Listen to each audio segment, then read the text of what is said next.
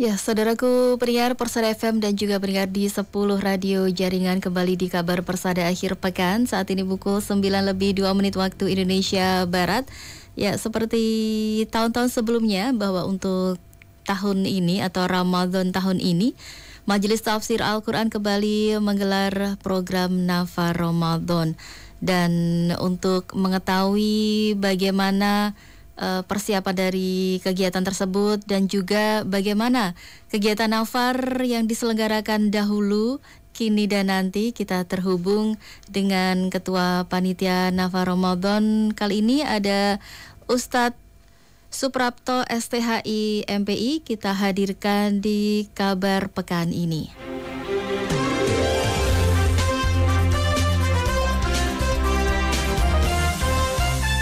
Kabar pekan ini, kabar pekan ini.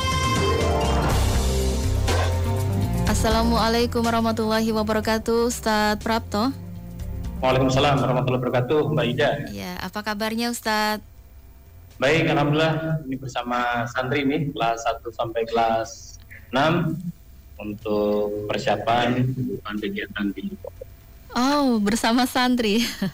Baik, kita minta waktunya sebentar ya Ustadz. Nah, kaitannya dengan Nafar Ramadan ya, insya Allah akan mulai hari Rabu pekan depan.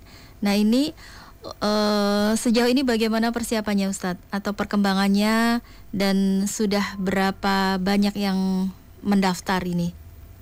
Baik, perlu kami sampaikan mungkin lebih fokus dulu di periode pertama ya. Jadi di periode pertama ini itu sudah 6.520. Ya, 5.620.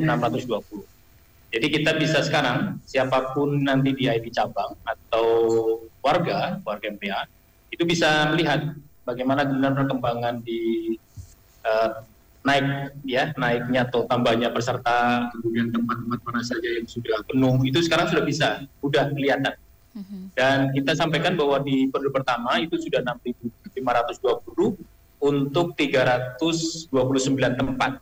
Jadi kalau kita berdasarkan kemarin ya, kita minta untuk setiap cabang menyampaikan kapasitas maksimal, itu sudah 102%, artinya melampaui dari kemaksimalan masing-masing cabang. Jadi contoh ada cabang maksimalnya 20, ada yang kita isi 22, ada yang maksimalnya 15, kita isi ada yang 17, ada yang 11, 16. Sehingga ini kita melihat bahwa warga MTA ketika kemudian menghadapi Ramadan sebagai bentuk ya amal yang bisa dilakukan di bulan Ramadan untuk menambah amal-amal yang sudah biasa kita lakukan dengan kajian kita, dengan tentu halal yang wajib ya, sudah selesai, itu ada kegiatan Ramadan ini. Sehingga 329 dan sudah tertepati 6.520 dari kapasitas 6.382 yang disampaikan kepada kami berdasarkan kapasitas maksimal masing-masing cabang. Demikian Mbak Ida. Berarti memang sudah melampaui kapasitas begitu ya. Dan ini kalau Betul. Untuk dibandingkan tahun yang lalu, bagaimana Ustadz untuk yang jumlah di periode pertama ini? Kalau tahun lalu itu 5.423 ya. Jadi tahun yang lalu 2024 ya, 1445 itu yang kita catat itu ada 5.423. Ini yang tahun kemarin, sehingga ada kenaikan cukup signifikan, hampir 1.100 ya, 1.100 kurang dikit lah, kurang 3 ya. Ini luar biasa. Jadi semangat dari warga kita untuk ikut berpartisipasi menyemarakan bulan Ramadan dengan kegiatan yang bermanfaat untuk bisa ketemu dengan saudara-saudaranya, untuk bisa belajar agama bersama, untuk diskusi, untuk bisa sharing tentang Maisa, untuk bisa sharing terkait dengan perkembangan majelis dan pengelolaannya. Ini menjadi satu hal yang sangat strategis bagi MTA dalam menyelenggarakan Nafar Ramadan. Baik Ustadz, kemudian apa yang membedakan antara Nafar Ramadan tahun ini dengan yang sudah pernah digelar sebelumnya? Mungkin dari klasifikasi usia, kemudian apakah juga boleh nafar di cabang sendiri bagi peserta yang berhalangan dan lain sebagainya? Baik, Jadi pada dasarnya sama ya, secara substantif sama.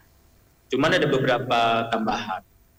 Jadi ada dua pertimbangan kita. Yang pertama, kita mencoba mengakomodir dari sisi rentang usia. Jadi ketika usia kita sudah sangat sepuh ya, kemudian jangan sampai nafar ini menjadi beban dari saudara yang lain misalnya, atau yang bersangkutan merasa terbebani. Ya, saya nggak enak kalau misalnya nafar, sementara saya nggak bisa jalan dengan lancar karena saya mungkin masih harus dituntun dan sebagainya. Maka kemudian kita memberikan fasilitasi. Kalau memang kita pengen nafar dan kita gak nyaman ketika senantiasa merasa merepotkan, padahal mungkin saudara kita nggak merasa repot, itu kita berikan kesempatan untuk nafar di cabang atau perwakilannya sendiri. Yang kedua, dari sisi tadi mengakomodir harapan-harapan dari peserta nafar yang dahulu, pengen ada satu pendekatan lain untuk yang masih muda-muda, sehingga pengen pada diskusi, pengen pada sharing gitu. Maka kita memberikan satu kesempatan untuk bagaimana pemuda-pemuda ini bisa dikumpulkan dalam satu tempat. Kemudian kita mengambil rentang umur 15 sampai 40. Sehingga kan nanti ada beberapa cabang, kalau kita sebut mungkin ada 15 ya dari 20 yang kita rencanakan, itu nanti memang pesertanya adalah para pemuda-pemuda. Sehingga nanti ada materi yang sama, 3 materi pokoknya sama, kemudian ada satu yang khusus untuk pemuda, tentang peluang dan tantangan di era digital atau era kemodernan ini, era di mana kemudian high tech lah kita sebut ya, sehingga nanti mereka akan bisa berdiskusi, kemudian bagaimana berperan di dakwah ini di masa yang modern seperti sekarang. Baik. Kemudian di tahun ini juga ada itikaf. Itikaf nanti kita sebut dengan periode 4 lah. Yeah. Jadi ada yang sudah masuk ada 12 tempat ya, yang di mana cabang atau perwakilan memiliki majelis atau masjid ya. Masjid itu di bawah kepengurusan warga kita, dan masyarakat juga sudah mafhum untuk itu, yaitu diadakan itikaf. Ini ada sedikit tambahan kegiatan dibanding dengan nafar tahun kemarin. Baik, kalau untuk nafar khusus pemuda ini berarti bersamaan ya dengan nafar yang periode 1 sampai 3 Ustadz? Betul, jadi nafar pemuda sama secara waktu reguler ya, sama. Cuman kita pilih beberapa cabang. Beberapa cabang yang kemudian kita tetapkan itu sebagai tempat untuk nafarnya para pemuda. Kita mensortirnya atau filternya itu dari usia. Usia 15 sampai 40. Kalau dia lebih dari 40 mau masuk di cabang itu nggak bisa. Jadi sudah tertolak gitu untuk pindah ke tempat lain. Itu aja, jadi secara waktu sama. Ya. Karena ini untuk nafar pemuda ini dimulai dari usia 15 tahun ini, apakah berarti memang dari misalnya pelajar-pelajar yang di bawah naungan Yayasan Majelis Tafsir Al-Quran ini juga bisa dikatakan ini kegiatan yang diwajibkan begitu Ustadz? Kalau diwajibkan dalam sisi pendidikan kami sampaikan iya. Artinya remaja kita dari SMP, SMA, dan pondok gitu ya, itu kan usia-usia remaja. Mereka tentu akan bisa melihat secara nyata bagaimana kegiatan majelis ketika mereka merasakan. Jadi kita bicara tentang nafar, ketika mereka belum pernah nafar, itu baru sekedar teori atau pendahuluan saja, mengertikan. Tapi kalau sekarang mereka sudah kita wajibkan untuk nafar, apalagi yang sudah kelas 6 ya, berarti kan SMA ya. SMP pun ada yang nanti disidin untuk bisa masuk. Sehingga ini sebagai bentuk pembelajaran sebagai lembaga-lembaga kita di Majelis Tafsir, Sayap Dakwah ini, itu juga mendorong para pelajarnya, santrinya untuk bisa ikut berpartisipasi. Sehingga mereka akan lebih mengenal dulu dengan komunitas circle pemudanya, kemudian nanti mereka di cabang perwakilannya sudah ketemu dengan orang tua dan adik-adiknya. Ini lebih saya melihat lebih progresnya nanti lebih bagus karena nanti yang pemuda-pemuda ini akan menjadi motor-motor penggerak yang lebih semangat untuk bisa ikut serta dalam dakwah. Baik Ustadz. Kemudian kalau tentang nafar yang iktikaf atau yang periode 4 ini tadi disampaikan salah satu persyaratan tempatnya ini kan yang sudah majelis yang mempunyai masjid begitu. Nah, kalau syarat bagi pesertanya seperti apa ini Ustadz? Baik, kalau syarat kami tidak mensyaratkan khusus, yang penting warga MTA kemudian ingin melazimkan dirinya untuk beriktikaf itu kami persilakan. Jadi pendaftaran sampai sekarang itu di level 58 itu sudah khususi ya, 58, kemudian ada 20 tempat, kita baru terisi 65% dari 219 yang kita harapkan. Ya, jadi masih cukup longgar karena memang periode 4 ya, masih ada waktu untuk saudara-saudara kita yang ingin mengikuti kegiatan iktikaf ini. Ya, baik, sebagai gambaran Ustadz, karena untuk nafar khusus iktikaf ini kan belum pernah digelar sebelumnya. Ini nanti kegiatannya apa saja ini Ustadz? Baik, jadi memang kita harus pada core-nya dulu. Ini kan memang iktikaf. Jadi iktikaf ini lebih banyak memang kegiatannya nanti di masjid kita. Masjid yang biasa juga dipakai untuk sholat jamaah, bisa untuk Jumatan dengan masyarakat. Sehingga nanti yang bersangkutan atau peserta iktikaf ini itu lebih banyak kegiatan mandirinya. Jadi kami nanti tiap hari mungkin hanya dua sesi yang sifatnya materi, tetapi selebihnya adalah beliau ini dengan zikir mereka, dengan kemudian membaca Qur'annya, membaca materi yang ada, itu lebih banyak sendiri ya. Yang sifatnya kolektif kami minimalisir sehingga suasana hikmat beliau berada di masjid, kemudian banyak melakukan kegiatan-kegiatan ibadah sunnahnya, itu akan menjadi satu orientasi kami dalam kegiatan iktikaf. Dan nanti kami juga akan memberikan satu brosur khusus bagi peserta untuk kita sampaikan atau kami sampaikan sebagai bentuk deskripsi kegiatan beliau di tempat di mana nanti akan dijadikan sebagai tempat iktikaf. Ya, jadi kalau untuk pemberian materi yang 3 materi pokok ini sudah tidak lagi diberikan di periode 4? Kami tidak ke sana secara langsung dengan 3 tema utamanya, tetapi lebih ke arah bagaimana kemudian menyasar ke tasbihul nafas kita, ma'rifatullah kita, kemudian doa dzikir kita. Itu nanti akan kita sampaikan beberapa materi-materi itu yang mungkin materi-materi pendek yang kemudian langsung bisa mereka bermuhasabah diri dengan materi yang kita berikan, sehingga ketika berzikir beliau itu merasa bahwa zikir ini bagian dari perintah agama untuk kita zikir sebanyak-banyaknya kepada Allah, maka ada satu suasana kondisi yang diambil oleh beliau para peserta ini mengikuti kegiatan iktikaf ini sebagai salah satu wujud lebih fokus bagaimana saya mendedikasikan waktu sempit saya gitu ya, mungkin 3-4 hari ya, kan sempit daripada 365 kan, itu bagaimana kita betul-betul ingin tujuannya takarrub kepada Allah dari sisi amaliyah iktikaf. Baik, kemudian kalau untuk pekan depan hari Rabu insya Allah akan digelar acara pembukaan nafar, ini bisa digambarkan seperti apa Ustadz, dan apakah untuk seluruh peserta yang periode 1 ini nanti juga harus mengikuti semuanya pembukaan di Majelis Pusat, ataukah mungkin ada yang sudah berangkat sebelumnya atau bagaimana? Baik, jadi ada 3 cara untuk pemberangkatan. Yang pertama yang luar Jawa itu ada satu kafilah yang jumlahnya 34, satu bis besar, itu nanti hari Selasa sudah mulai berangkat, nanti berangkat dari.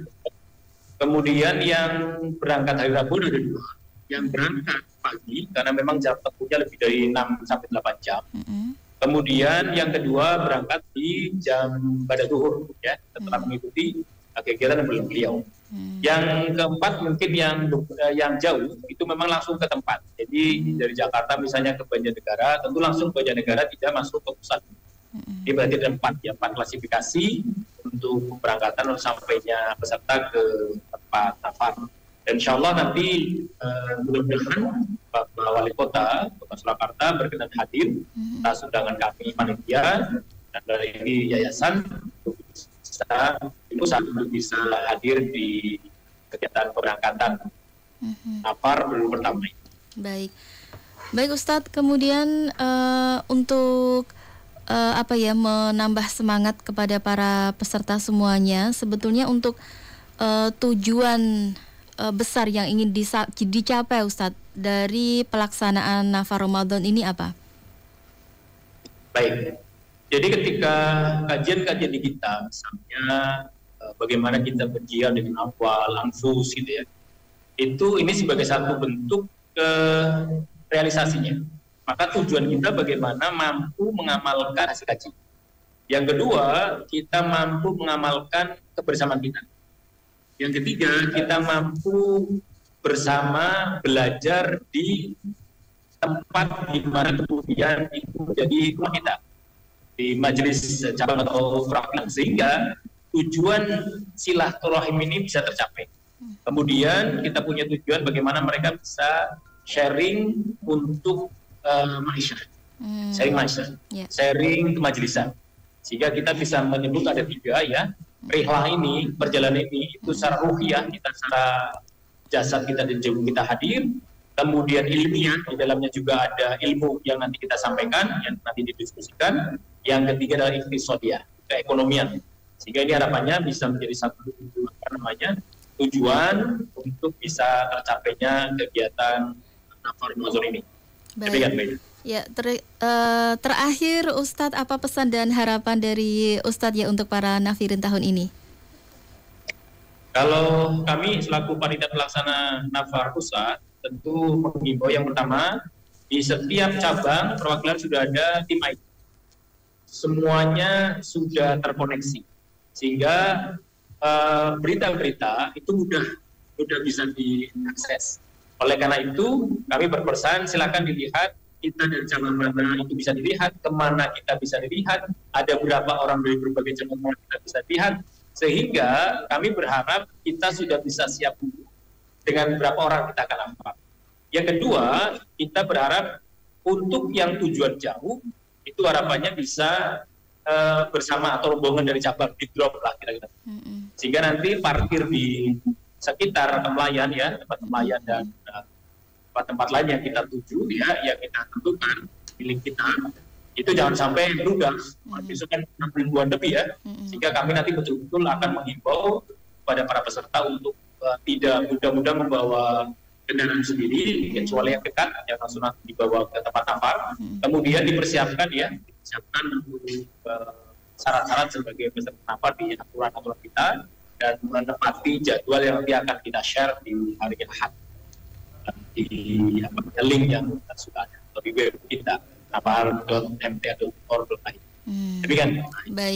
Baik, terima kasih Ustadz Prapto untuk informasinya di pagi hari ini tentang Nafar Ramadan. Semoga pelaksananya bisa lancar, tujuannya tercapai dan tentu saja mendapatkan kemudahan dari Allah Subhanahu wa taala. Baik Ustadz, selamat melanjutkan aktivitas kembali. Assalamualaikum warahmatullahi wabarakatuh. Waalaikumsalam warahmatullahi wabarakatuh.